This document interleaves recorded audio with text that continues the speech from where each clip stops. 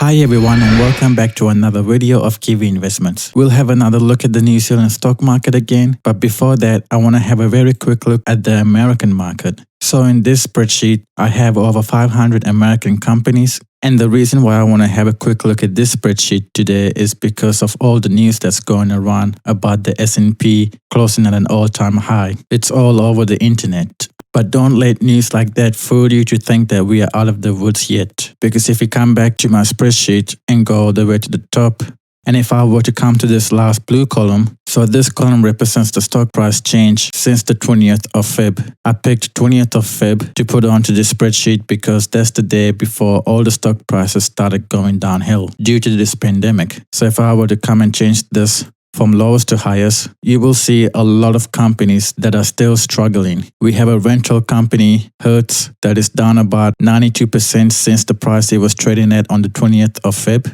And we also have a lot of oil and gas companies, airline, real estate. And if you were to keep going down the list, there's still a lot of companies that are still struggling. And if you were to come back up and change this from highest to lowest, you will see the reason why S&P 500 is at an all-time high. Because you have some companies such as pharmaceutical companies and technology companies that have benefited a lot in a short amount of time. Remember, these price changes in this column represents how much the stock price has moved since the closing price on the 20th, which was the day before the big market drop. So in 6 months, these companies have seen a gain of 300%, 82%, 64%, 60%, 50%, some more at 50%, and so on. That's a big gain in just 6 months. So for example, Nvidia, which is a semiconductor company which was trading around $308 and it dropped 41% to $180. The current market price is $500, which is 84% more than the price it was trading at before the pandemic. That's a big gain in just 6 months. And if you would have called the bottom or bought near the bottom, which was $180 per share, you would have seen a gain of $180. So it's these kind of companies that are driving the price of S&P up higher. Anyways, the point of this was just to show you that there's still a lot of companies that are still struggling to get back to normal.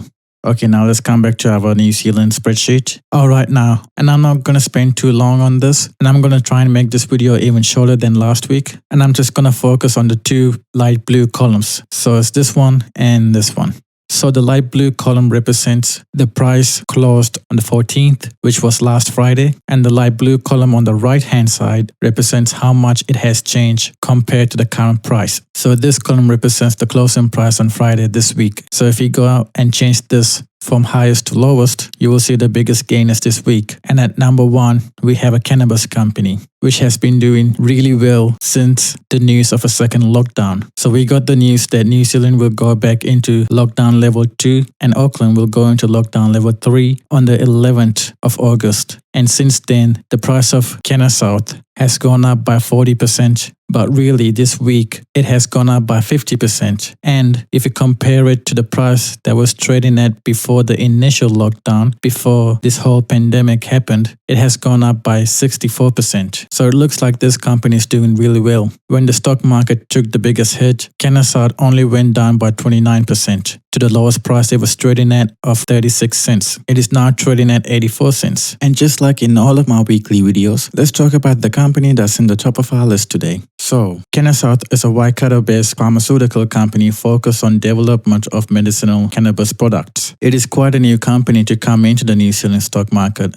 with the initial public offering being completed just last year in June. Now, this company is not just focused on New Zealand patients, it's looking to export their products overseas as well when they are ready. I reckon they're going to face a lot of competition, especially in the overseas market. Cannasouth is still on its development stages. It is not well established yet. So make sure you do your research before you invest in this company. And make sure you're sober when you do your research as well. Second on the list, we have Hallenstein. And then third on the list, we have Metro Performance Glass. I should point out that I don't have every single publicly traded New Zealand company on this list. I do have over 100 companies, but it doesn't include all of them. So I just want to point that out.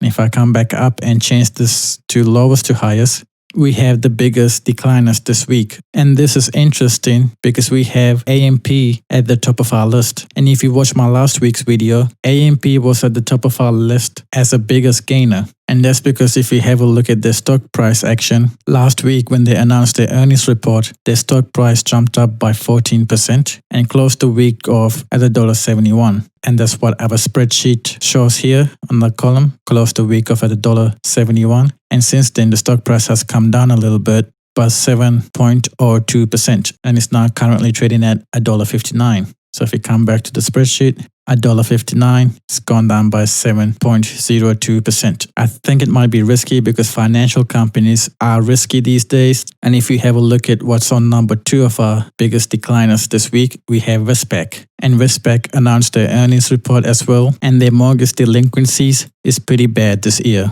And I think that has spooked a lot of investors to sell. So that's why we have Westpac as the second biggest decliner this week. But it hasn't gone down by that much, only by 3.5%. It's still down 28% since what it was trading at before the pandemic hit the stock market. And it has recovered about 34% since the lowest price it was traded at, which is $14. I'm not too sure which way it'll go from here. If you look at overseas financial companies, they are struggling as well. So it may be the same story for a while in New Zealand. The third biggest decliner this week is A2 Milk Company. They released their earnings report this week as well, and it was impressive. But if you have a look at what the analysts are saying, they say that the growth of A2 Milk Company has been impressive, but likely to slow. They think that A2 Milk Company's highest growth days are behind it, and that it is still overvalued. So they valued the company at $16.30. Right now it's trading at $20.27. If you want to know why they think the company's growth days are behind it, you can pause the video here and have a read of this. But I'm going to try and keep this video short and move on.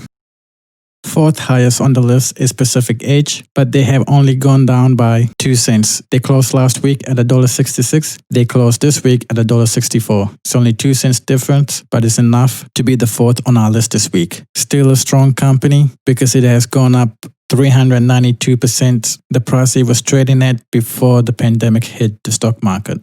Now, I want to go away from this spreadsheet and into a different spreadsheet that I have created, and it's this one over here to look at the upcoming week. Now, next week is going to be a busy week by the looks of it for the New Zealand stock market, because we have the government announcing whether or not we will remain in the current lockdown levels. And also because all these companies announced that they are going to release their earnings report.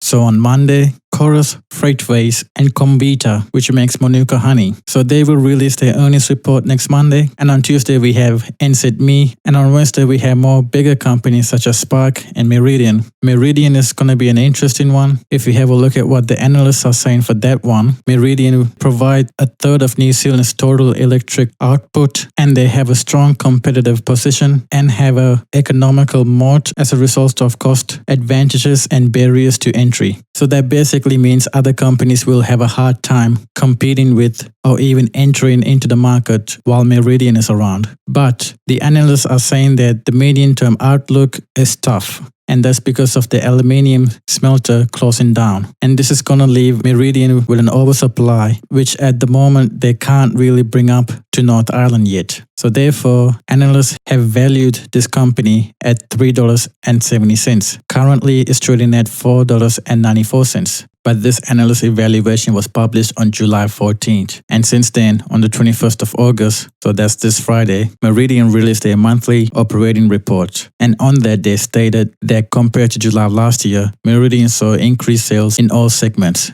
Residential going up 12.7%, small medium business going up 16%, agriculture 11%, large businesses up 20%, and corporation up 13%. So I don't know what to make of all these news coming out that's going to affect Meridian. The closing down of the aluminium smelter will definitely affect Meridian, but they seem to be doing well in other parts of business. Anyways, back to my spreadsheet. And on Thursday next week, we have earnings report from Air New Zealand and these other companies. I'm not expecting anything good to come out of Air New Zealand. And next week, we're going to close the week off with earnings reports from companies such as Ports of Tauranga. and these other companies. Now below this column, I also have the ex-dividend days coming up next week. So if you want to receive dividends from ANZ, you have to have both. Well, actually, by the time this video comes out, it'll be too late for you to get that dividend because the ex-dividend date is on Monday. So if you own ANZ right now, then you will receive a dividend.